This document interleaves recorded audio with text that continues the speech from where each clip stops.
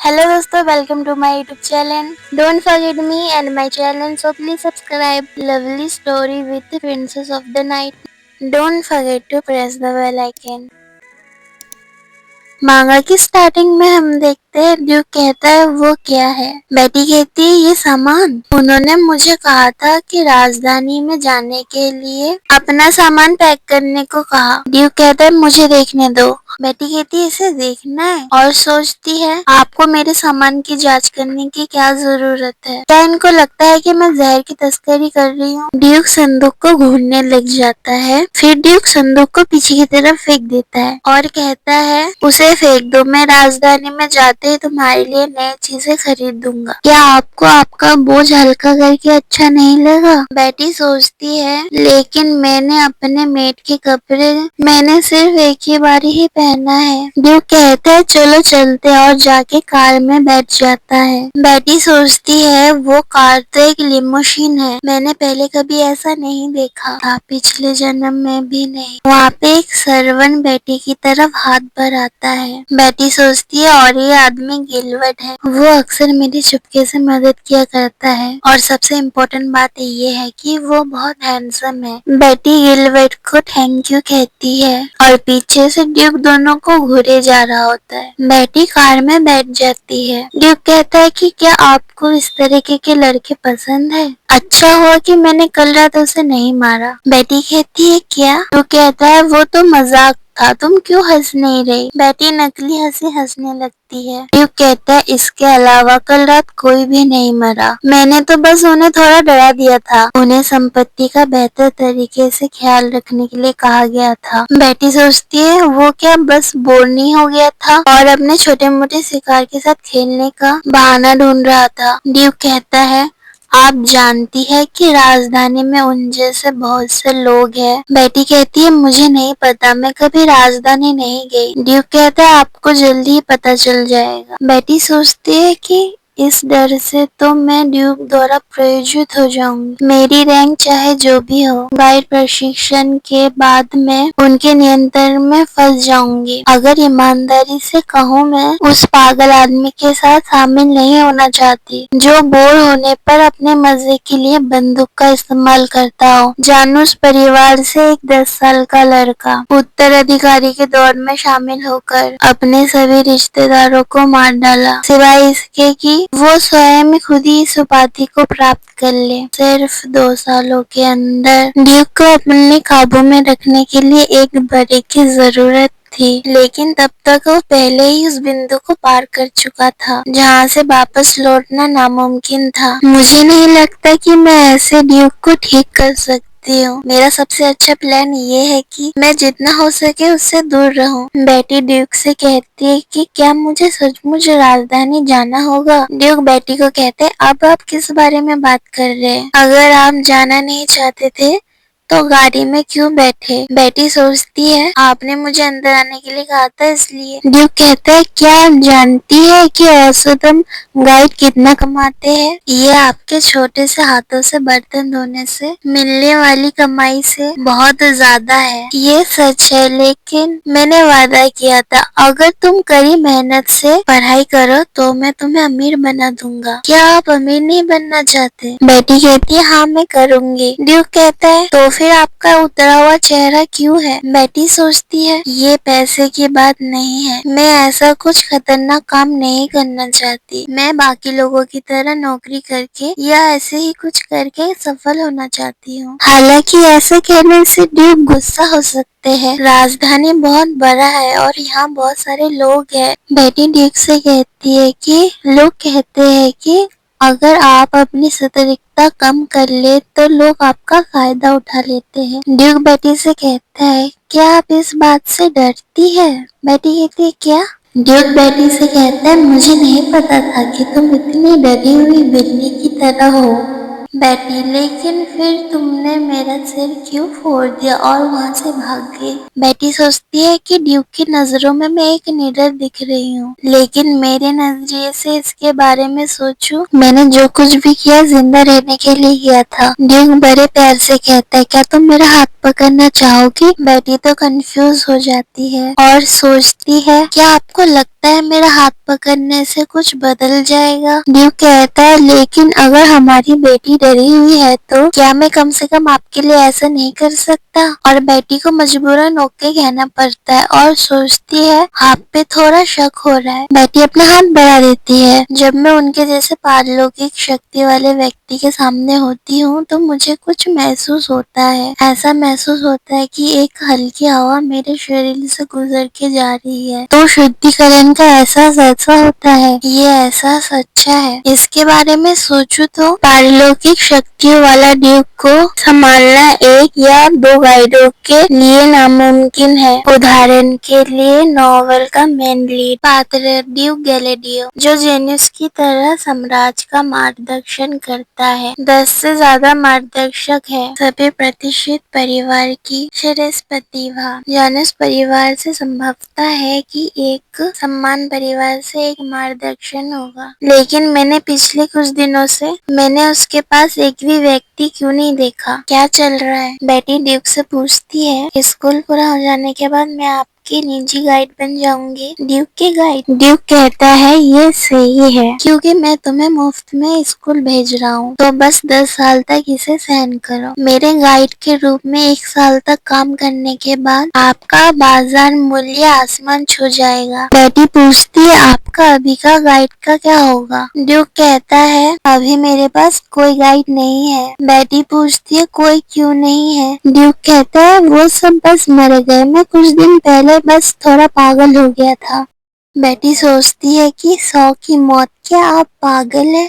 दूसरी तरफ ड्यूक कहता है, मेरा कोई भी गाइड 6 महीने से ज्यादा नहीं चलता। मुझे कोई जानकारी नहीं है क्यों। बेटी सोचती, क्या पागलपन। राजधानी हो चाहे जो भी हो, सब भूल जाऊं। मैं बस कार का दरवाजा खोलना चाहती हूँ और बाहर कूदना चाहती हूँ। कुछ दिनों के बाद राजधानी में ड्यूक के केबिन में बेटी कहती है, मैं आ रही हूँ। मैंने सुना आपने मुझे बुलाया। ड्यूक कहता है कि जो कपड़े मैंने तुम्हारे लिए खरीदे थे वो क्यों नहीं पहन रही हो? बेटी कहती है, बात ये है कि वो कपड़े नॉर्मली पहनने के लिए बहुत अच्छे हैं, और मन में सोचती है कि मैं उन्हें बाद में गिरवी रखने की योजना बना रही हूँ। ड्यूक कहता है, आप तो उन्हें चुपके से बेचने की योजना सोच रही है ना? बेटी मुंह बना के कहती है, ऐसा नहीं हो रहा। ड्यूक बेल बजाता है, तभी वहाँ पे एक मेड आके कहती है, यस मास्टर। ड्यूक कहता है, उसके कपड़े बदलने में मदद करो। वो मेड कहती है, हाँ मैं समझ गई। राजधानी में नौकर बहुत अनुशासन में रहते हैं। उनमें से लूसी एक उच्च पद की नौकरानी है जो सीधा ड्यूक की सेवा करती है, और मेरा सपना है कि लूसी की तरह मेड बनना है और उसी की तरह बहुत प्रोफेशनल रहना है। लूसी तो कितनी कूल है। लूसी तो मेरे उलझे हुए बालों को सुलझाती है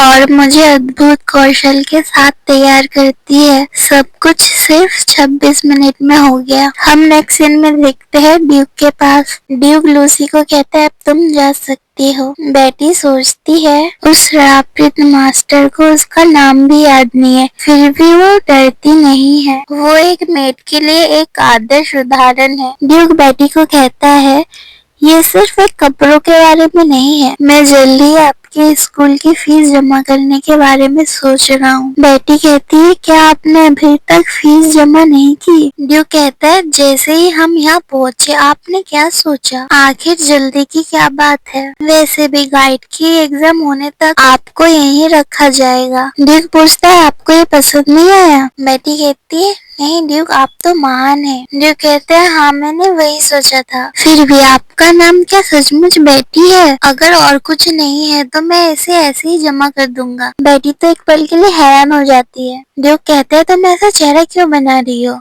जब तक आप ग्रेजुएट नहीं हो जाते तब तक आपको इसी नाम से बुलाया जाएगा। क्या ये असली में सिर्फ बेटी है? बेटी तो बहुत खुश होकर कहती है, बेटी तो सिर्फ एक उपनाम है, मेरा असली नाम तो बेट्रिस है। और मन में सोचती है, अनाथ आश्रम के लोगों ने मुझे ये 3 सेकंड में नाम दिया गया था। शायद अब ये बदलने का समय आ गया है। ड्यूक कहता है बैटरीज, सीन क्लियर और बैटरीज। बेटी कहती क्या ये ठीक नहीं है मेरा नाम पुकारने के लिए? ड्यूक कहता है सीन क्लियर और बैटरीज बिल्कुल रोमियो और जूलियट की तरह है। ये कहानी तो हर कोई जानता है और बैटरीज तो एक सिंड्रेला जैसी है। ड्यूक कहता है बैटरीज कहकर जोर जोर से हंसने लग जाता है। हंस हंस के कहता है मैं तो मर ही जाऊंगा। दूसरी तरफ बेटी तो गुस्से से ड्यूक की तरफ घूर रही होती है। बेटी मन में सोचती क्या मुझे कुएं में कूदना चाहिए? ड्यूक कहता है अगर मुझे बहाना बनाना पड़े, बैटरी कुलीन बच्चों के बीच एक आम नाम है। इसके अलावा जब आप स्कूल जाएंगी, एलिजाबेथ, अलेक्जेंडर जैसे नाम वाले बहुत सारे बच्चे होंगे।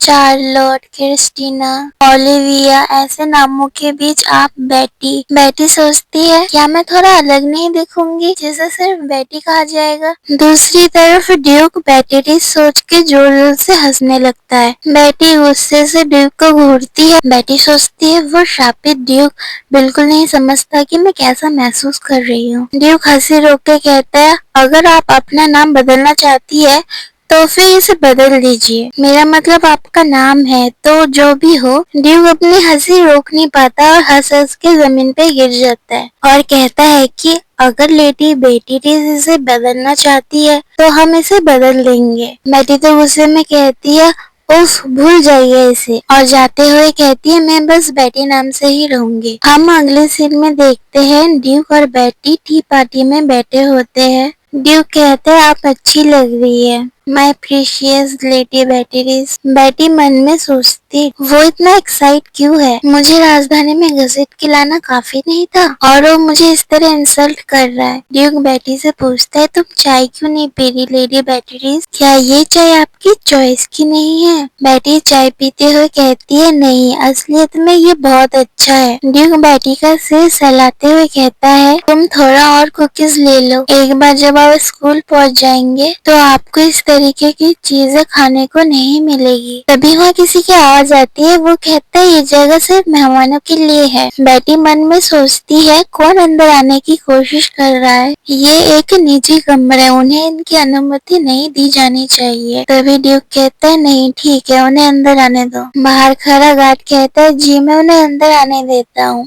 किसी को अंदर आते हुए हम देखते हैं ये और कोई नहीं क्रिस्टीन होती है, नॉवेल की फीमेल लीड। तभी क्रिस्टीन कहती है हेलो, मैंने सुना है कि राजाभिषेक के दिन आप बहुत ही बीमार थे। बेटी मन में सोचती है कौन की परिवार की लेडी क्रिस्टीन। जैसे कि उम्मीद थी मेन कहानी शुरू हो गई है। ड्यूक कहता है कि तुम्हें अंदाजा भी नहीं है मैंने तुम्हें अखबार में देख के कितना हैरान हुआ था। बेटी हैरान हो जाती है और सोचती है क्या क्रिस्टीन राजाभिषेक में समारोह में नहीं गई थी? इस दिन ड्यूक को काबू करने के लिए कोई भी गाइड नहीं था, इसलिए ड्यूक किसी तरह अपनी शक्तियों को काबू करने में कामयाब रहा और अंत में ड्यूक हवेली के पीछे कुएं के पास पहुंच गया और वो फिर मुझसे टकरा गया। ऐसा लग रहा है कि कोई मेन नॉवेल की स्टोरी के साथ छेड़छाड़ कर रहा है और इस सब में मैं अपना वक्त बर्बाद कर रही हूँ।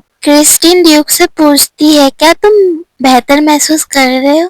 ड्यूक कहता है जैसे कि आप देख सकती है, इसके अलावा मेरे पास एक गाइड भी है, इसलिए चिंता मत करें। और बेटी तो ये सुन के अपनी चाय उगल देती है। क्रिस्टीन बेटी की तरफ देख के कहती है ओह क्या आप उस बच्चे के बारे में बात कर रहे हैं? बेटी सोचती है मुझे ऐसे मत देखो, मैं काफी अनकंफर्टेबल फील कर रही हूँ। तभी ड्यूक कहता है उसे अभी उचित शिक्षा नहीं मिली है, लेकिन वो एक महत्वाकांक्षी गाइड है जिनमें अपार शक्ति है। तभी क्रिस्टीन कहती है वो ऐसा क्या? तभी क्रिस्टीन बेटी की तरफ देख के कहती है आपसे मिलके अच्छा लगा।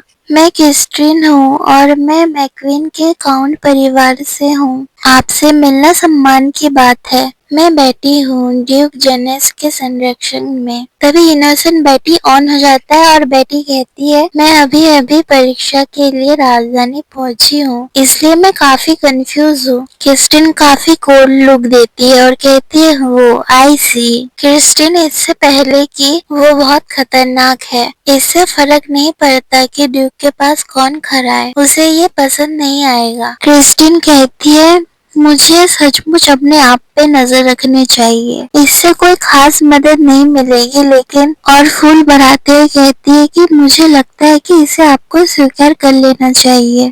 वो कहते हैं कि सफेद फूलों में भी शुद्धिकरण की थोड़ी शक्तियाँ होती है। असामान्य शक्ति पारलौकिक लोगों को आसानी से गाइड नहीं मिलता। वो अक्सर इन सफेद फूलों का इस्तेमाल करते हैं। ड्यूक भी कभी ऐसा ही था। ड्यूक कहता है कि आप देख सकते हैं उसे चुनने में कितना विचार किया गया है। क्रिस्टिन कहती है वो सचमुच ड्यूक के गाइड बनना चाहती होगी। बेटी सोचती है लेकिन ड्यूक ऐसे कामों की प्रशंसा करने वाले व्यक्ति नहीं है। नॉवल में वो दूसरे मेन लीड के रूप में दिखाया गया था।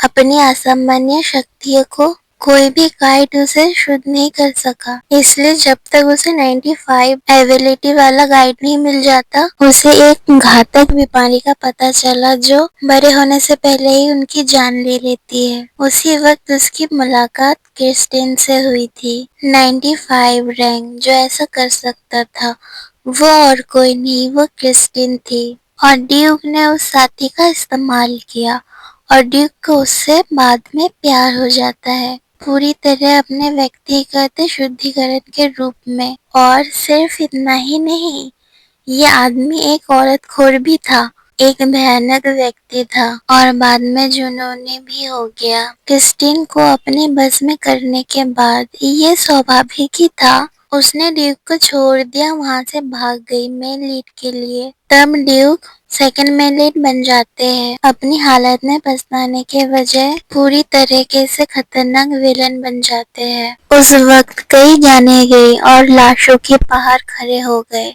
और बेटी सोचती है कि सचमुच मुझे वो दुखी अंत पसंद आया जिसमें लंबे समय तक दर्द और निराशा भरा हुआ था। आई एम सो सॉरी इतनी लेट वीडियो के लिए। इतना लेट होने का रीजन ये था कि वीडियो कंप्लीट हो गया था पर वो गलती से डिलीट हो गया था और इसलिए मुझे वीडियो दोबारा बनाना पड़ा, इसलिए इतना लेट हो गया। मुझे एक मांगा रेकमेंड किया गया था जिसका नाम था one day my sister die. उसकी स्टोरी मुझे थोड़ा सा वियर्ड सा लगा, इसलिए मैं उसे अभी एक्सप्लेन नहीं करूंगी। One day my sister die, उसके बाद क्या, उसके बाद वो अपने बहन के हस्बैंड से शादी कर लेती है।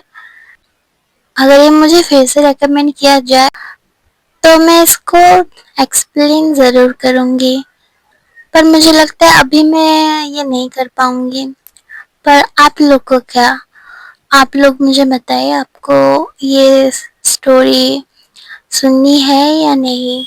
आपके अगर आप चाहते हैं कि ये स्टोरी मैं एक्सप्लेन करूं तो मैं इसे ज़रूर करूंगी।